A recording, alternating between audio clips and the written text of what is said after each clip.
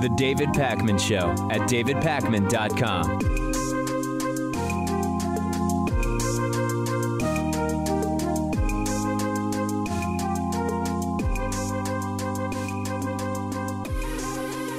One of the things we've observed during the last year plus of the current administration is that the president seems to have just generally time on his hands, right? He's got time on his hands for all sorts of extracurriculars, playing golf. Based on where he spends his time, we can sort of deduce that. He has time to call Roseanne to talk about the return of her TV sitcom to television. The guy has time, right? But somehow he's been completely silent about the fact that Russia has expelled, they've thrown out 60 American diplomats from their country. And you might remember, as the story recently went, a number of countries expelled Russian diplomats from their countries. This includes the U.S. as well as a number of Western European countries because of Russia's involvement in that nerve agent poisoning in the United Kingdom, which we covered last week. And the United States was not the first to also expel some Russians, but ultimately there was a decision made by the U.S. to expel 60 Russian diplomats. Now, in the next story, I'll tell you how meaningless that actually is, but let's put that aside for now. So in response to the United States expelling 60 of our diplomats, Trump has been completely silent about the fact that Russia expelled 60 of our diplomats. And Trump, who will insult anyone if they do anything even remotely hostile to the United States, he comes up with condescending, pejorative nicknames for world leaders and media figures if they do anything at all that Trump doesn't like. And somehow the guy's got nothing to say at all about the fact that Vladimir Putin and Russia have expelled 60 of our diplomats. And we did hear from NBC News that back in December, Donald Trump actually told his staff, listen, don't make a big deal publicly anytime Russia makes a decision that is sort of seen as negative to us, or anytime we do something that is seen as negative towards Russia. Just like, don't bring it up. Let's just kind of brush it under the rug and not talk about it publicly. Quote from a White House official on this: he doesn't want us to bring it up. It is not something he wants to talk about. And this is sort of partially why the Russia story continues and just won't go away, right? If Russia had nothing on Trump, if there were no Russia story to talk about, Trump would just tweet something anti-Russian, some insult about Putin, the size of his hands, whatever, the way he does with every other world leader, diplomat, and media figure that does something that Trump doesn't like or isn't pleased with. Trump has criticized disabled reporters. Trump has criticized the parents of dead soldiers. He always seems to have something to say, and yet here he seems to have absolutely nothing to say. And whether it's coordination, as some people like to say, or whether it's Trump being genuinely scared to say anything because of whatever it is that Russia might have, or maybe it's simply indifference to what it is that Vladimir Putin does because of Trump's ties to Putin-connected Russian oligarchs. Whatever it is, right, there's how Trump behaves in relation to every country and world leader other than Russia and Putin. And then there's how Trump behaves towards Russia and Vladimir Putin. Those are the two categories that we have for observing Donald Trump's behavior. Now, there's a defense I'm hearing, which is pretty dumb, that I want to mention. And the defense is, listen, David, why would Trump slam Putin for expelling diplomats? Because Putin is expelling them as punishment to the United States because we had already expelled 60 of theirs. The difference, of course, is that we expelled 60 of their diplomats, also known as spies, because they poisoned a former Russian spy in the UK with nerve agents, right? There was a very specific reason. And I hate to break it to those who think that Trump's expulsion of 60 diplomats was even remotely a big deal to begin with, because we also learned over the weekend, you can't write this stuff, and yet it's been written, that Russia can just replace the 60 expelled diplomats with 60 other diplomats, and it won't even really affect them in any way whatsoever. And that's what I want to talk about next. Slowly, reluctantly, eventually, Donald Trump joined dozens of other countries in expelling Russian diplomats because of Russian involvement in a nerve agent poisoning in the United Kingdom. And we were told, yes, Trump has done it. 60 Russian diplomats suspected of being spies and intelligence agents under diplomatic cover. They are out. It is tough punishment for Russia. We're now learning it's not that Donald Trump has reduced the number of Russian diplomats that are allowed in the United States by 60. In other words, it's not that these 60 left and that's it. The total number of Russian spies in the U.S. goes down by 60. Russia can just send back 60 other people. In other words, Trump has forced 60 specific people to leave, and 60 more are coming. And this bit of news originally made the rounds after the assertion was made on Russian language television, but it's now been confirmed by the State Department. Oren Dorel from the USA Today network broke this in the United States with a tweet early in the weekend where he said, I asked the State Department about this, and it's true. Trump's expulsion this week of 60 Russian diplomats does not require Russia to reduce its staffing levels in the U.S. and vice versa. Russia can simply send 60 new diplomats to replace the other 60. This is a show and nothing else. It's not like those 60 people they expelled were specifically suspected of being responsible for the nerve attack in the United States. It's just 60 people are out and 60 people are coming back in. And it appears, by the way, that the same conditions apply to the United States, right? The diplomats kicked out of Russia by Putin. It seems the U.S. can also just send 60 more there. It is a complete and total farce. Well, you know how we've talked about how Trump can't seem to fill the positions at the State Department and that there are so many vacancies there and people going unconfirmed? Maybe he thinks that this is the ultimate form of punishment. I mean, how are you going to fill 60 seats? Right. For Trump, it actually is going to be pretty tough. The guy's got hundreds of positions that are open anyway. So Russia's going to be forced to change out 60 of their intelligence officers in the U.S., and it's almost creating more work for American intelligence because we kick out 60 Russian diplomats that we already suspect or know are spies because of the intelligence work that we've done. Now Russia sends 60 new people, which American intelligence resources have to vet from the beginning and learn about. It's totally bizarro world, or I mean, alternate universe, backward situation, a farce, call it what you want. The next observation to be made, the next sort of issue to explore when it comes to this, is what is going to be the impact of John Bolton as national security advisor, right? What influence is he going to have on Trump's Russia policy? And I've talked to you last week when we learned that H.R. McMaster is out as Trump's second national security advisor, and John Bolton is taking over a week from today as Trump's third national security advisor. John Bolton is the ultimate hawk on almost any geopolitical issue, whether it's Iran, architect of the Iraq War. There's been no shortage of places that John Bolton would have loved to see military action against. That is going to be interesting because Bolton is also known as more of a hawk on the issue of Russia. And you've got on the one hand John Bolton, and then on the other hand you've got Donald Trump, who has been arguably the softest on Russia, Russia being the exception to Trump's wrath that has been very widespread across diplomats all over the world, except for the really authoritarian ones, which seem to be the ones that Donald Trump admires the most and gets along with the most. What will happen within the White House once you have John Bolton in there, presumably telling Trump the way he sees it on the issue of Russia, which is certainly not with the deference that we've seen from Donald Trump for the first 14, 15 months of the presidency. But for the time being, the expulsion of the diplomats, just another charade, just another total farce and gong show with absolutely no real consequence. And I'm curious to see how it continues. Send me your thoughts. I'm on Twitter at @DPakman. The show is on Twitter at David Pakman Show. Boy, do we have a good show for you today. The David Pakman Show at davidpakman.com.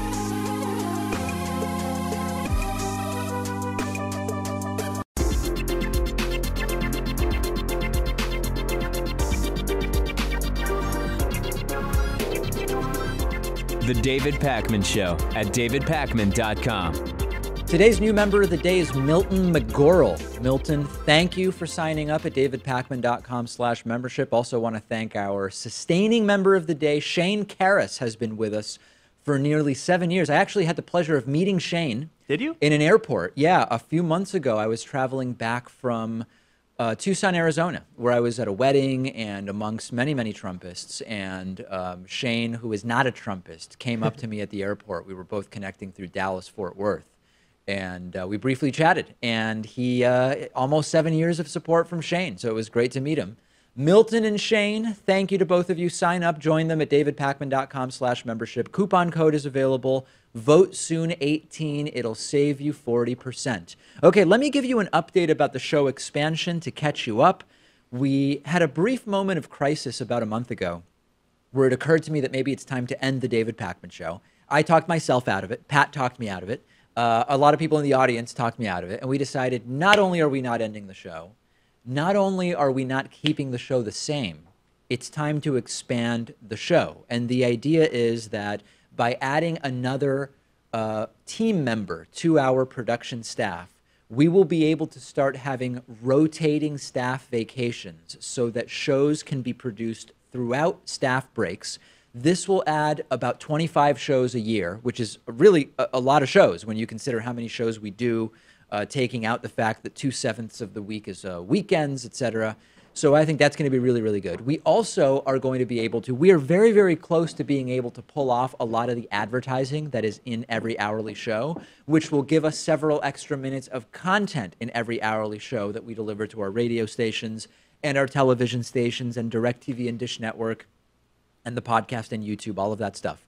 And the way that we're doing it is completely agnostic to platform. We've done campaigns before where we say, we're doing an Indiegogo fundraiser, or I say, we got to get 100 new members or 300 new Patreon patrons. And every time we do that, someone gets mad. Someone says, I just signed up for membership, but I can't also do Patreon, but now I don't count. Or I became a YouTube sponsor, but now you're trying to get new members, and now that means that I don't count. So the idea is, we are trying to add 500 new financial supporters to the show. We started last Thursday. We are now plus 42, okay? The goal is plus 500. At that point, we will be financially in a place where we can make an additional staff hire and pull out some of the advertising from the show and start turning away some of that money. And we are at 42, about 10% of the way in just Thursday, Friday, Saturday, Sunday. In 5 days, we've gone 10% of the way, which is really pretty good. So there's 3 ways that you can become one of the 500 new supporters. Doesn't matter which you do, okay? They all count. Number 1 is membership. Membership has been around for a long time. You get the bonus show as a member. You get the commercial-free all-access pass as a member. And to sign up, you go to davidpakman.com/membership. You can choose a monthly or yearly plan. You can use the regular pricing if you want a 40% discount. You can use the coupon code VOTESOON18 on the second page of the sign-up process. That will count towards the 500. Second method is Patreon. How much do you have to donate? It doesn't matter. Even $1 a month contribution at patreon.com/David Pakman Show will count towards the 500 new financial supporters. You can get a lot of the similar perks as you get when you're a member. By donating on Patreon at the $5 a month level, you get the bonus show. At the $10 a month level, you get the bonus show and the commercial-free show. And then the third option, this is something new, and it's perfectly fine as well. It counts towards the 500, is a YouTube sponsorship, okay? We are part of the YouTube sponsorship beta, which means that you will often see when you go to the David Pakman Show YouTube channel, a sponsor button. Sometimes you will see it when you watch a David Pakman Show video. Next to the subscribe button, you will see a sponsor button. YouTube sponsorship is $4.99 a month. It has its own set of benefits, which you can read about online. And that also counts towards the 500. So we are 42 in, 458 to go, that means. And this is a really big opportunity. Continuing to expand our staff. We've now got 2 full-time producers working on the program. If we're able to add another person, it's going to allow us to do much, much more. 25 more shows, longer shows. We can also start putting the show on 3 to 5 additional platforms that we've been talking about, but don't really have the staff bandwidth to do right now. I think that this is great. And the biggest complaint that we get from non-Hatriots is, I wish your shows were longer, and I wish that there were shows even when there is staff vacation. And those are exactly the 2 issues that we're trying to solve right now. It'll be better not only for you and the audience, our affiliates also say, we love carrying your show, but it would be great if when you were on vacation, you had replacement shows, guest hosts, and that there were no just totally off weeks. And that's the direction we're going, a sort of new level of stability, professionalism, and respect. Sounds like one of those police slogans that you see on the sides of NYPD cars. Stability, professionalism, and respect, I think, is the goal, the slogan of this campaign. And I think the fact that we're adding content and also the way that you can contribute, be it membership, Patreon, sponsorship, that should leave no reason for people to complain. Right. Although people will still complain. There will be new reasons that people will complain, yeah. But in any case, nobody's getting shafted because they signed up on the wrong platform, right? Membership, Patreon, and YouTube sponsorship all count equally. Let's do it. I will update you tomorrow. We're at plus 42 right now.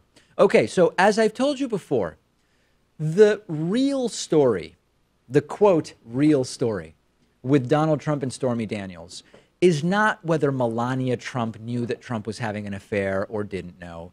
It's not whether Trump used a condom. As interesting as I know that that's become for a lot of people in our audience, I've seen the emails. Some don't care, some do. The really important part of the Stormy Daniels story is the possibly coercive nature of these non-disclosure agreements that are being used. And number 2, the potential illegality of the $130,000 in hush money that Stormy Daniels was paid. There are a few different ways that the hush money might have been illegal.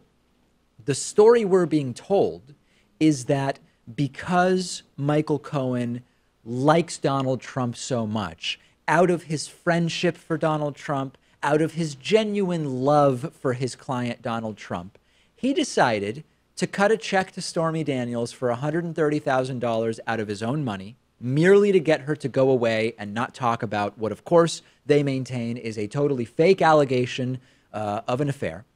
And he never even asked Donald Trump for reimbursement to the $130,000. And where it gets really unbelievable is that Trump is a billionaire. How many times over there's disagreement about, but I guess we believe that Trump is a billionaire. Michael Cohen had to mortgage his house or like get a home equity line of credit in order to get that $130,000 that he gave to Stormy Daniels. And supposedly Donald Trump never paid Cohen back, maybe because he had no idea about this. It's laughable, right? Any clear-thinking person recognizes that this makes no sense whatsoever. There is no chance in hell that when your client's a billionaire, you just love him so much that instead of just asking him to reimburse you for the $130,000, you mortgage your house and never tell Donald Trump about it. It's totally not believable. But Michael Cohen's lawyer, Cohen himself has lawyered up, right? So Trump's lawyer is Cohen. Cohen has a lawyer named David Schwartz. David Schwartz has been going around telling any show that will listen that this is the story, no matter what logic dictates. And David Schwartz was interviewed on the Megyn Kelly daily program, the daytime program.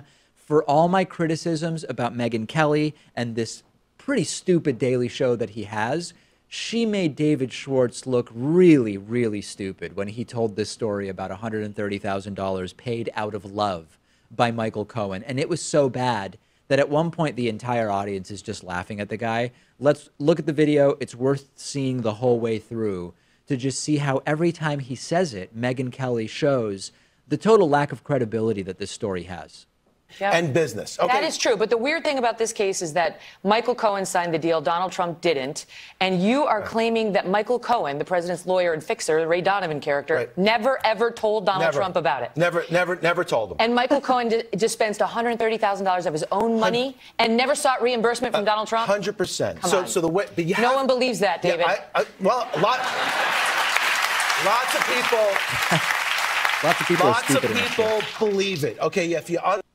and the dynamics of the relationship. It was not the dynamics of the relationship. Donald Trump has billions of dollars, and Michael Cohen doesn't. Let me finish Michael Cohen does have millions of dollars. Okay, so billions. So no, he doesn't have billions and billions. All right, let me finish my answer. Okay, Michael Cohen had great authority within that organization to take care of things. To fix. I'm talking about the money now. So now the money.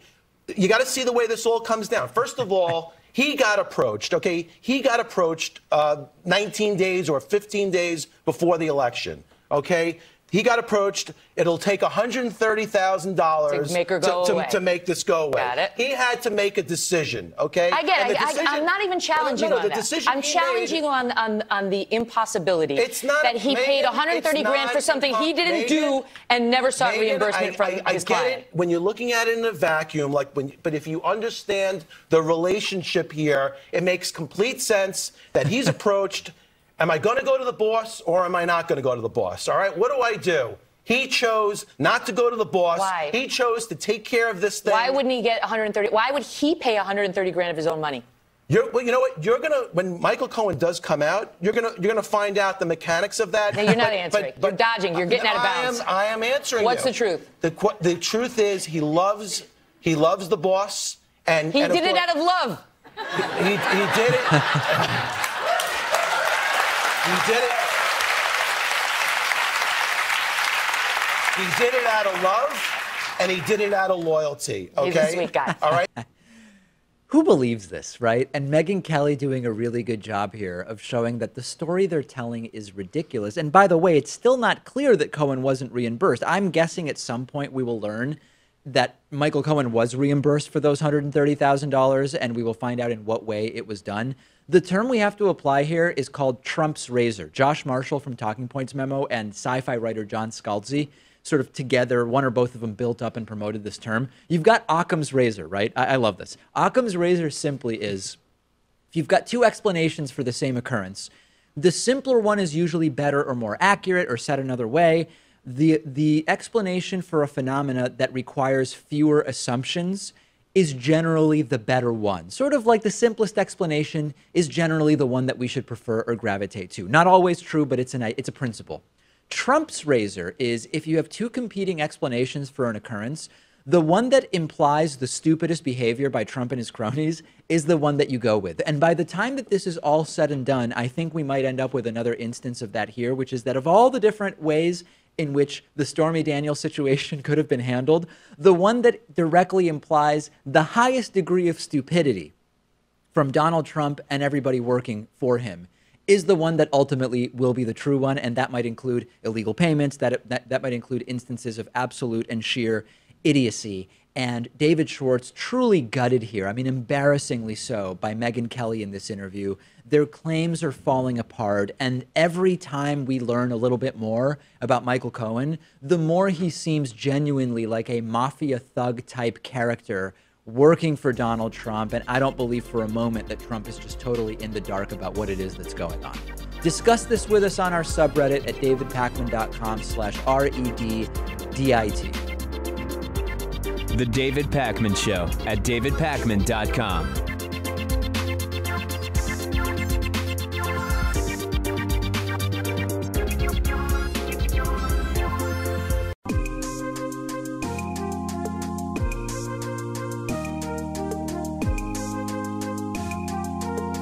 Welcome back to the David Pakman Show. I'd like to welcome to the program today Dr. Ian Pearson, a futurist at Futurizon, who has been doing a lot of work on the topic of human lifespan, life expectancy. To maybe get us into the conversation, Dr. Pearson, we've interviewed Dr. Aubrey de Grey a number of times, who also works on this issue, although maybe from a slightly different angle than you. He considers aging sort of a condition or disease that we can cure. Is that your general approach to the topic of life expectancy and lifespan? Not really. I'm familiar with Aubrey de Grey, and he does some fine work, but his approach is very different from mine.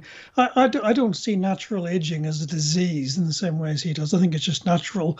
It's just part of the way that nature is designed. I don't think it's a malfunction. On the other hand, I agree with him that it is something that can be remedied, even though it's not necessarily a fault of nature. It's lots of good reasons why nature has aging. It is something that you can nonetheless resist if you wanted to, and a lot of the work that he's doing will help to push us that direction. So, as a futurist, I can certainly agree with a lot of the motives for what he's doing, and some of the techniques that he seems to be using show some good promise as well. But that biological technique for increasing longevity is only one approach. The approach which I favor is to make really good links between our brains and the machine world. And that gives you two benefits. One benefit is that we can increase our IQ, increase our sensory capabilities, increase our memory and all of that sort of stuff, so we can become better people, really. But in doing so, we're increasing our brain space effectively into IT. And as our minds expand into the IT, eventually we reach a point where only a small percentage of our mind is actually running inside of our head. At that point, it doesn't really matter very much if you die, because you've got a backup of all your mind is on the network anyway. Essentially, it's a backup. You can just buy an Android of any description that you like, and you can use that as your body from then on. So the way I would see it is that the body is a disposable artifact that nature gives us, but we don't really need it in the far future. We can build far better androids and we can live in those. So why bother? So a long time before Aubrey de Grey, his solutions for fixing the biology, a long time before those really come into play, we will have this electronic approach, which really make the biological approach redundant. The IT approach is, in my view, much better. Yeah, so this idea is actually explored in detail in the new Netflix series Altered Carbon, which is based on a book I read, must be 12 or 14 years ago, by Richard K. Morgan by the same name. And so this is an approach, like you're saying, which is not, it's not the immortality of Homo sapiens as a physical being so much as the ability to take the consciousness of an individual and move it elsewhere so that digitally it can sort of live forever. Philosophically, there's a lot of debate as to whether that's really human immortality, isn't there? You can debate all sorts of different aspects of it. I mean, some people think of it as an upload, and I don't think of it that way. If you were taking your mind and making a replica of it and putting it somewhere else, you end up with a philosophical debate. You know, have you teleported down to the planet? Is it really you, or is it just a copy? You can get lost in that sort of debate very quickly. The way I see it is, if you're gradually adding extra bits of IT to your brain via the cloud or whatever, your mind is still you. You're just gradually extending it over a period of time. And if that mind happens to be mostly resident out in the cloud rather than in your head, of course it's you. And the problems in the philosophy disappear. I guess the one area I agree with you that it's very easy to get stuck in sort of hypothetical or theoretical debates as to whether, well, is it really you, or is it a copy of you that sort of starts living at the point that the copy is made or the consciousness is transferred. I think the primary way in which it's relevant to me is if someone goes in, so to speak, to have their consciousness transferred onto some kind of digital device or digital state, the expectation is that they would experience this as sort of you go to sleep and you wake up and now you are existing in the cloud or in a machine, so to speak. But it's possible that the you that goes in sort of goes to sleep and never wakes up, and then a digital being sort of picks up or continues your life where you left off, and that seems like a material difference, doesn't it?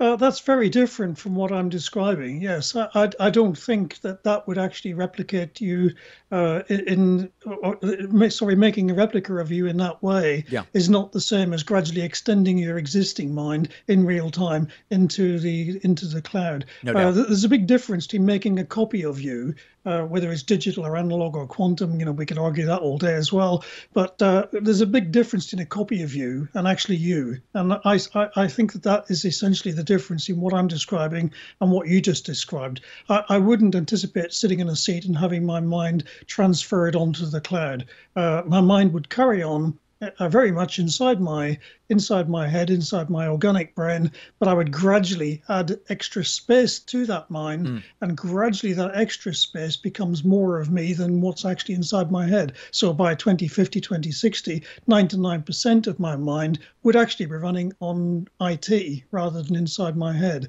So that's what I'm talking about. It's not about doing a download onto a machine somewhere. It's about gradually using that machine as part of your brain space, and gradually your mind occupies it. So you're colonizing it rather than replicating it. Fair point.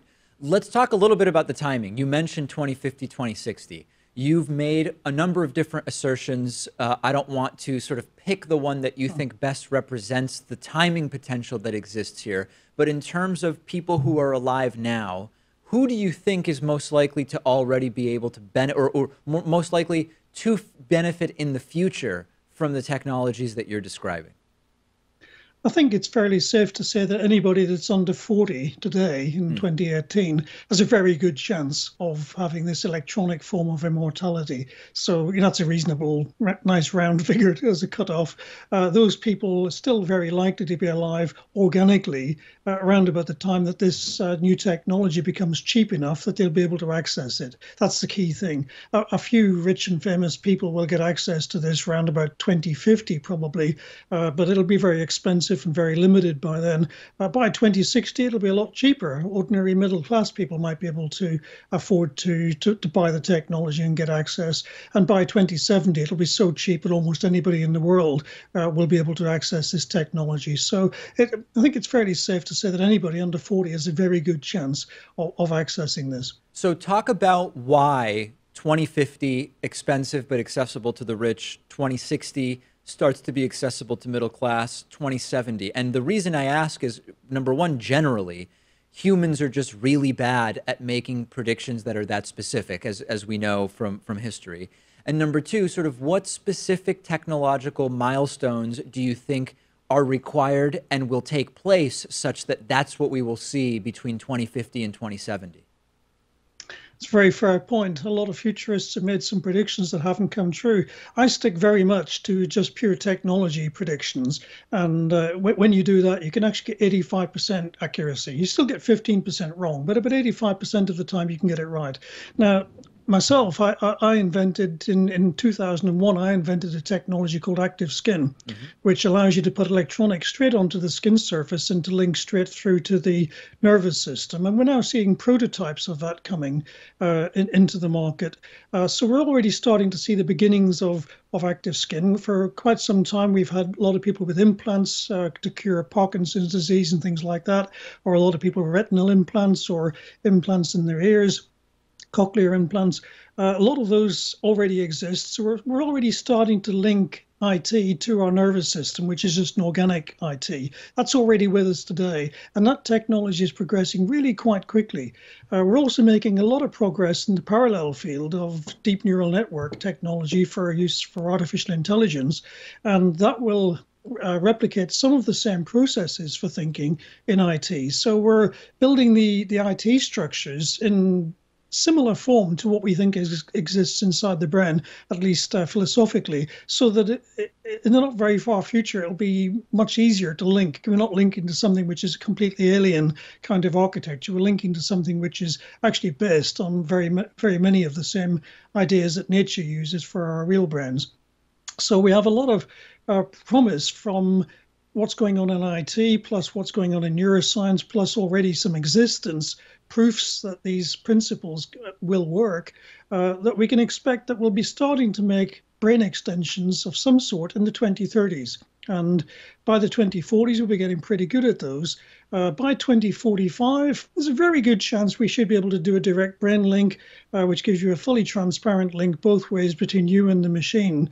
And adding another 5 years onto that for FDA approval takes you to about 2050 before you can actually be able to access this in the real world. And that 2050 will be sort of prototype technology, very expensive, very limited, and it will take probably 5 or 10 years before that comes down in price to a reasonable level that ordinary people can start buying it. I'm curious whether if we say, let's explore, or let me put it a different way.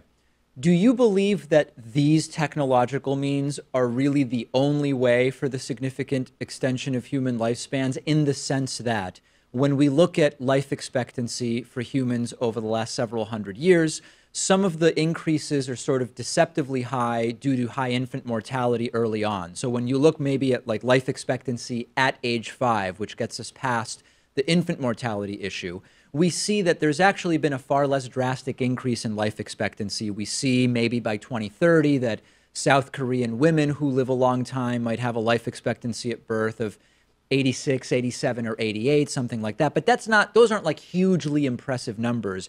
Do you believe that short of the types of technologies you're talking about, that we are very quickly sort of getting to the upper limit of what could be achieved merely by good medicine and standard of life and nutrition?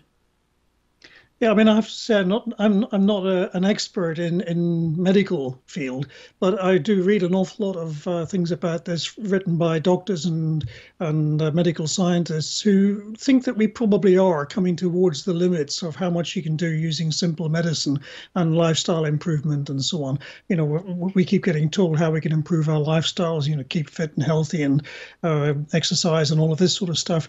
Mm-hmm. The limit seems to be usually between 120 and 130 when you read those scientific reports from the field. I'm not an expert, so I haven't really got an opinion of my own in that field, but those are the figures that I see when I'm reading those medical futurist papers. So 120 to 130 looks to me to be an upper limit. But when you look at what people like Aubrey de Grey are doing, they're looking at the fundamental causes of that aging and seeing whether there are ways of interrupting that and resisting those natural mechanisms. I really don't know enough about that to be able to say whether that is very realistic or quite realistic or not at all realistic. I would have to just listen to what Aubrey's saying and think, well, he knows more about it than I do.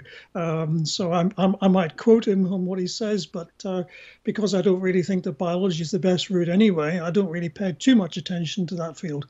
And that gets me to sort of the last thing I'm just generally curious about. Since you see sort of technology as the path rather than biology, do you, in addition to doing the research and work that you do, take like a ton of supplements or something that you've identified that in the short term might give you some benefit? I know futurist Ray Kurzweil has this long bag of supplements he walks around with all day and is taking them throughout the day. Do you do anything like that? No, I don't. I'm very different from Ray Kurzweil. Yeah. I know he takes dozens, I think hundreds of pills every day because he wants to live forever. I mean, my view is I'm perfectly happy to have a perfectly normal lifespan. It doesn't really worry me if at some point in 10, 15, 20, 30 years time I'm going to die. I don't really have that much interest in immortality. I track this as a technological thing. As a futurist, I'm very interested in it, but that doesn't mean I'm necessarily personally interested in doing it myself. I'm perfectly happy to die and to disappear into history. It doesn't really concern me that I won't be around in a few hundred years' time. So I can understand why some people want immortality, but I don't particularly want it myself. Absolutely fascinating work. We've been speaking with Dr. Ian Pearson. He's a futurist at Futurizon. I really appreciate you talking to me today. Great pleasure. Thank you very much. The David Pakman Show at davidpakman.com.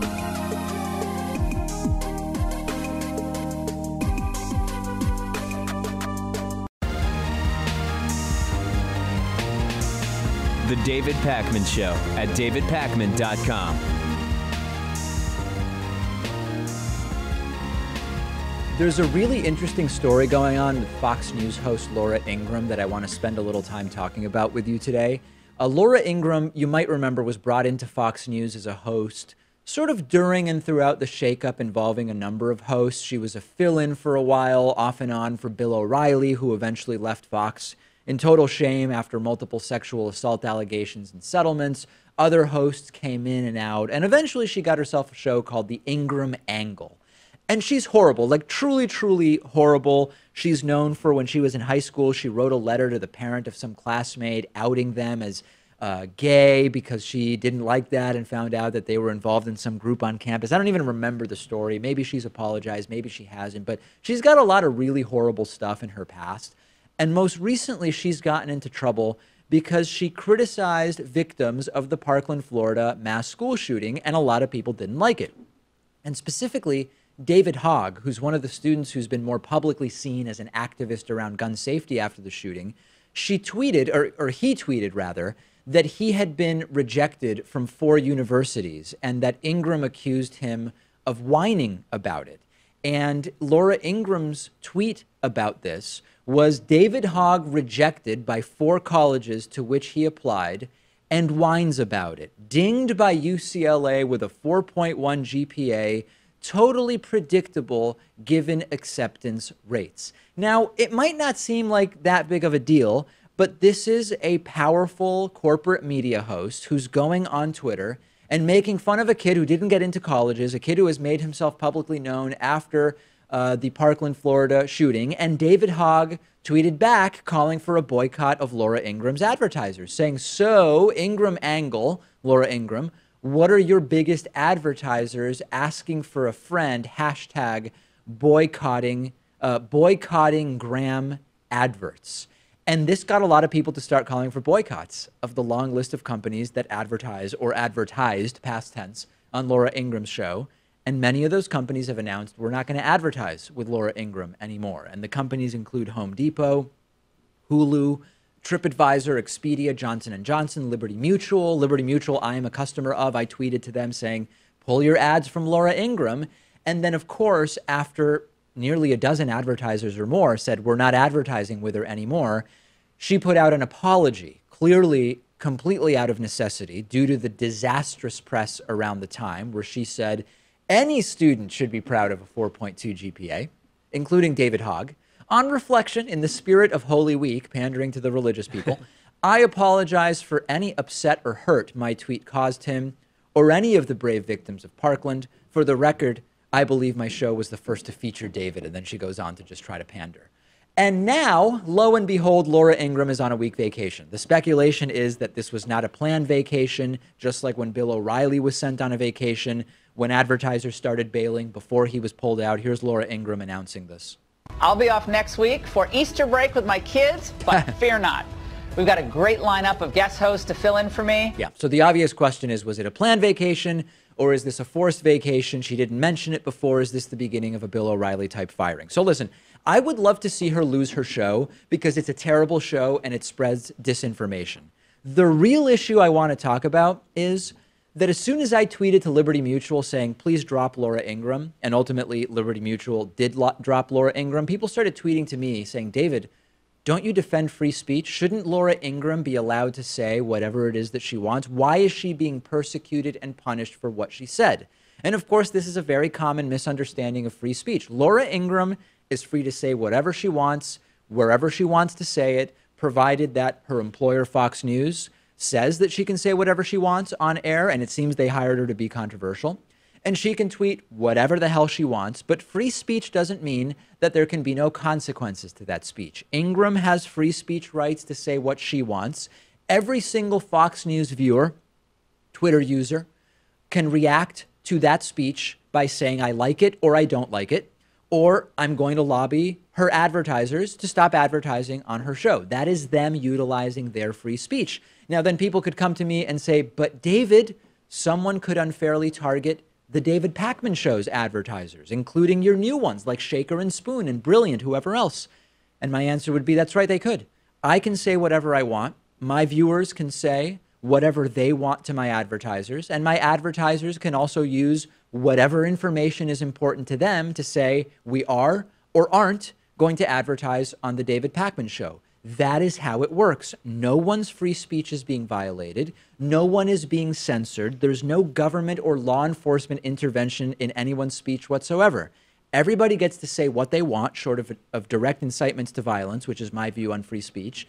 And everyone gets to make the personal decisions, the business decisions about what they watch, where their company advertises. I could be hurt by the same tactics that are hurting Laura Ingraham, but I can't be a hypocrite. No one is doing anything wrong, so what is there for me to be against? Now, should Fox News fire her? Listen, Fox News hired her knowing that she had all sorts of horrible statements in her past. My instinct is that they're not going to fire her for what she said, but if the show no longer makes money because Fox is a for-profit company, then all of a sudden they might say, well, this is no longer of use to us and she's going to have to go. They may keep her around, too, because the turnover there is already so high. I mean, we can't afford to lose another Fox host. Sure. We've already lost Bill O'Reilly and Gretchen Carlson, Megyn Kelly. The list goes on and on. Sure, yeah. I mean, maybe as a staffing thing, they might keep her. But in terms of the arguments around free speech and censorship and all of this other stuff, come on. I am no hypocrite. I have the exact same standard for her as I do for me. And I would have to deal with the consequences if I said something really offensive and people lobbied my advertisers to drop the show. Now, there's a second story related to Fox News host Laura Ingraham that I also want to talk about. We already talked about the calls for the advertisers to boycott her show. We talked about the bogus free speech arguments that are being made, but I want to talk about the defenders of Ingraham. There are a few camps who are defending Laura Ingraham. And the first is those who say, listen, she said nothing wrong. Like what she said wasn't even offensive. The tweet about David Hogg was no big deal. Okay, people can debate that and disagree about it. There are some who are the sort of free speech people who say someone's free speech is being violated by calling for boycotts. I already talked about that. That's downright ridiculous. There's a third group that has rallied their support behind Laura Ingraham, and it is Russia-linked Twitter accounts. Within 48 hours of this incident, the hashtag #IStandWithLaura grew 2,800% on Twitter, according to Hamilton68, which is a website that tracks disinformation campaigns in close to real time on the internet. The website botcheck.me, which tracks political propaganda bots, found that Laura Ingraham's Twitter account and David Hogg's Twitter account and Fox News' Twitter accounts were among the top 6 Twitter accounts that Russia-linked accounts were tweeting to over 24 intense hours of this campaign on Twitter. An immediate, narrow targeting of these accounts. The immediate reaction is, well, wait a second. Why would Russia want to support Laura Ingraham or Fox News? Like, is that their interest? And the answer is, of course, no. The goal of these operations is to create chaos and spread disinformation in the most divisive way possible. So Laura Ingraham made a comment. There was an incident of activism against Laura Ingraham and Fox News, and Russian bots got involved to escalate the matters by having a counter online activism insurgency in a targeted and automated way. This is the same strategy they used during the Trump campaign, right? And yeah, part of the reason for Russia to support Trump's candidacy is that he's clearly more manipulable than is Hillary Clinton or even most of the other Republican presidential candidates. But more generally, supporting someone as incompetent as Trump sows discord. It makes people question whether our electoral system is working. It makes Republicans, some of them, question whether their primary process is working. Even our YouTube channel has been hit by these bots, not specifically all Russian bots, but certainly some portion of them are. And it's pretty clear, particularly on stories where we talk about Russia. If you go in and look at the comments and you look at the like-dislike ratio, yes, there are some people who are genuinely just on the left who don't like any time we talk about Russia, and they will leave negative comments and they will downvote the videos. But they alone are not responsible for what we see every time we talk about that. You can check it out on our YouTube channel. That is the interest here of sowing discord and, generally speaking, creating chaos. And it is exactly what we have seen happen here as a result to the blowback against Laura Ingraham based on her comments related to David Hogg. Send me your thoughts about that. I know others have also noticed this stuff happening on our YouTube channel. We've got a voicemail number. That number is 219-2-DAVID-P. Let's take a listen to this voicemail that came in. Hi, Dave. You mentioned 2 reasons why it might be okay to kill a bear to sustain a village for food, right, or for population control. Yeah. But what about what Betsy DeVos said? If it's attacking a schoolhouse full of children, that's self-defense, right? Is that okay then or no? Yeah. I guess I have to amend my prior comments, which is you can make an argument for hunting bears if it is for subsistence.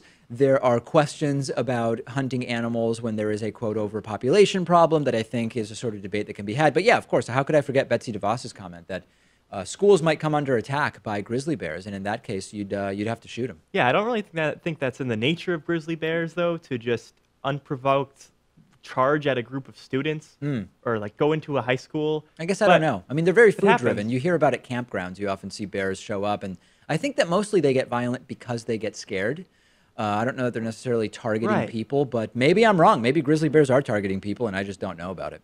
We've got a fantastic bonus show for you today. We'll talk about a viral video showing the propaganda and disinformation that's going on as coming out of Sinclair-owned TV stations. We'll talk about making your blood deadly to mosquitoes. I know a lot of people who would love that. We'll also talk about an outbreak related to synthetic marijuana.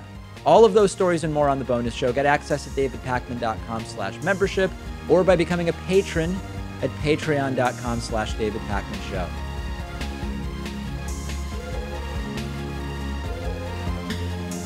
The David Pakman Show at davidpakman.com.